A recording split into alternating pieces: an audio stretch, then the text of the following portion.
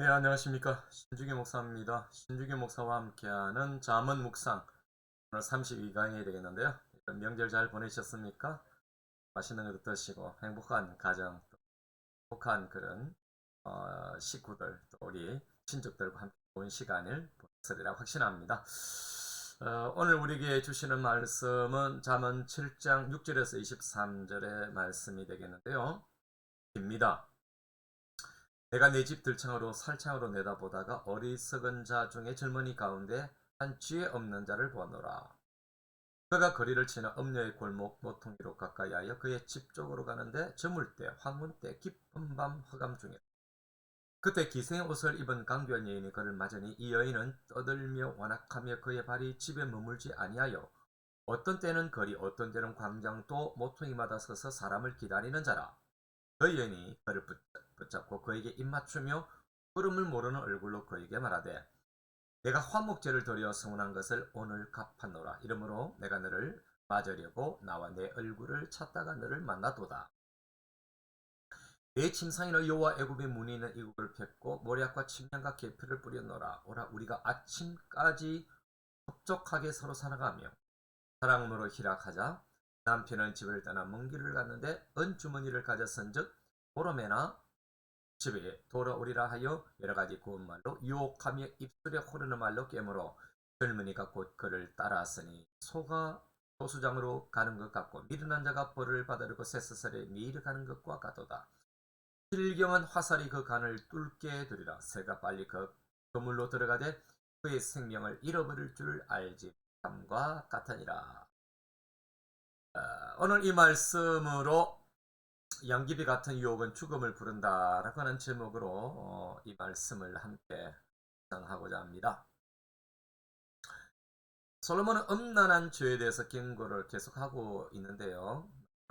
오늘 본문도 박진감 있게 또 강조하기 위하여 음탕한 여인의 꿰매에 빠져서 사실상 파멸하게 된 한 청년의 이야기를 하고 있습니다. 솔로몬은 들창과 살창으로 밖을 내다보다가 거리를 지나서 음녀의 집으로 향하는 한 어리석은 젊은이를 발견합니다. 여러분, 그 젊은이는 아무도 자기를 보고 있지 않을 것이라고 생각하면서 초저녁부터 어색한 모퉁이에 배회하며 은밀한 밤이 되기까지 기다립니다. 그런데 때맞춰 장기의 옷처럼 단장한 엄흉한 여자가 그를 맞이합니다. 여러분, 이 여인은 강교하며 가만히 있을로 보기는 온갖 재주를 가진 그런 부인이었고 갖은 애교로 자기의 천한 목적을 충족시킬 줄 아는 그런 여인이었습니다. 그녀는 계속 밖으로 나돌아다니면서 장소와 사람을 물색하다가 자기를 찾은 이 어리석은 젊은이를 만난 것입니다. 그녀는 그를 붙잡고 입을 맞춥니다. 젊은이를 유혹하는 이 여인은 젊은이의 마음을 빼앗는, 안심시키는 종교적인 발언을 합니다. 하나님께 서원한 것을 갚았다. 화목제도 드렸다라고 그렇게 자랑을 합니다. 여러분, 그것은 그녀가 하나님과의 계산이 끝났고 죄를 지어도 그것은 나중에 해결할 수 있다라고 종교적으로 안심을 시킵니다. 여러분, 이 젊은 청년은 뜻밖에도 이 여인이 받은 화목 제물의 고기로 호화로운 축제를 밤새껏 즐기며 육적 욕망과 쾌락을 즐길 기회도 가진 것입니다. 여러분, 이 여인은 주도 면밀하게 침상을 그 아름다운 애굽의 무늬 있는 이불과 요를 준비했고 모략과 지미향과 계피를 뿌렸습니다. 여러분, 젊은이의 오감을 흔들어 놓고 유혹을 합니다. 그리고 남편을 걱정하는 이 젊은이에게 남편이 은 주머니를 가지고 갔기에 보름날에나 돌아올 것이니 걱정하지 말고 우리는 즐기자라고 그렇게 마음을 안심시킵니다.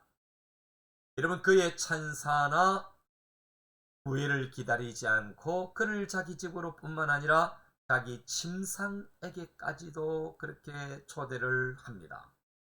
여러분, 이에 젊은이는 이 여인의 유혹 앞에 마치 도수장으로 끌려가는 소처럼 여인을 따라갑니다. 젊은이는 이 음료의 집, 이 고귀한 영혼에 있어서 도살장과 같다는 사실을 그 청년은 눈치채지 못합니다. 여러분, 그것은 미련한 자가 자기의 벌을 받으려고 쇠사슬에 매이러 가는 모습과 여러분, 마치 새가 그물로 들어가는 것과 같은 생명 잃을 줄 알지 못하는 어리석음의 모습을 이렇게 솔로몬은 표현을 하고 있습니다. 자, 오늘 이 본문으로 저는 세 가지의 그런 적용을 한번 해보기를 원합니다. 첫째는 아무도 몰라도 하나님은 보고 계신다라고 하는 사실입니다. 여러분, 솔로몬은 들창과 살창으로 음녀를 찾아가는 이 한 젊은 청년의 걸음을 위에서 내다보고 있습니다. 그리고 맞은편에서 날아오는 새를 잡기 위한 그물 같은 한 여인의 움직임도 보고 있습니다.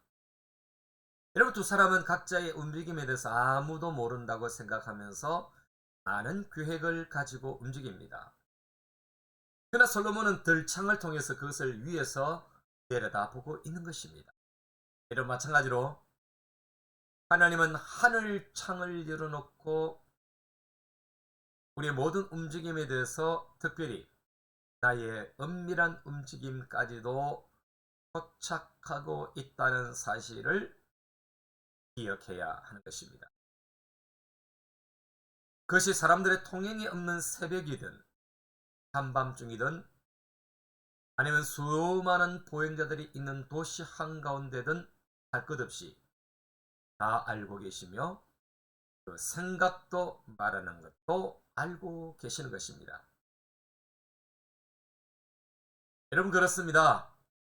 인간은 속일 수 있지만은 하나님의 눈을 속일 수가 없는 것입니다. 보고 계시고 듣고 계시고 알고 계시고 그 중심의 생각까지도 하나님은 알고 계실 것입니다. 누가 창을 통해서 우리를 지켜보고 계시는 하나님의 눈을 피할 수가 있겠습니까? 여러분, 두 번째는 종교적인 행위를 했다고 면죄부가 주어지는 것은 아니다라고 하는 사실을 기억하셔야 합니다. 주님은 음녀가 외식적으로 화목제물을 드려 서원을 갚았다고 해도 그 중심에는 음흉한 계획을 다 알고 계시는 것입니다. 우리 예수님은 1세기의 종교 지도자들의 그런 외식과 형식의 신앙을 알고 계셨습니다. 그래서 그들의 외식에 대해서 회칠한 무덤이라고 꾸짖으셨죠. 또 제자들에게 외식하는 이 누룩을 조심하라고 경계할 것을 요구하셨습니다. 여러분, 예수님은 종교 지도자들의 이중적인 삶의 현실을 너무나도 잘 알고 계셨기 때문입니다. 역시 마찬가지로 여러분, 우리가 이 사연을 통해서 발견하는 것은 하나님은 우리의 이중적인 거룩에 신물이 나신 분이라는 사실을 우리는 알 필요가 있습니다.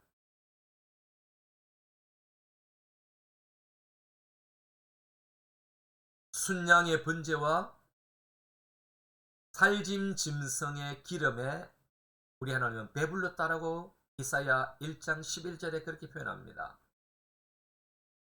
요즘 같으면은 배에 기름이 찼다, 내가 기름 배불렀다, 내가 콜레스테롤 걸리겠다, 뭐 이런 표현 아니겠습니까?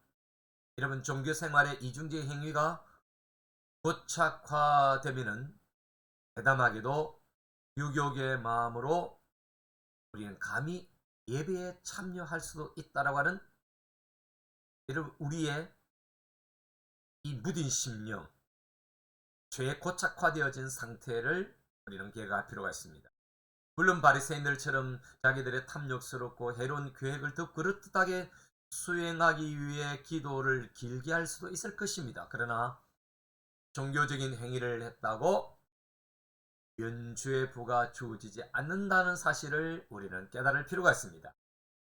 하나님 앞에 철저하게 회개함으로 주님 앞에 나가야 하는 것입니다. 여러분, 세 번째는 도살장으로 끌려가는 내 모습을 볼 수 있어야 합니다. 여러분, 참으로 어리석은 우리의 모습 중에 하나는 불행과 위험을 깨달지 못한다는 점입니다. 쾌락에 눈이 멀었고 유욕의 쾌감에 빠지면은 우리에게 무엇이 기다리고 있다는 사실을 인지 못한다는 사실입니다. 우리가 지혜롭지 못하고 어리석은 길로 가면은 도살장에 끌려가는 신사가 되며 죽음이 기다릴 것입니다.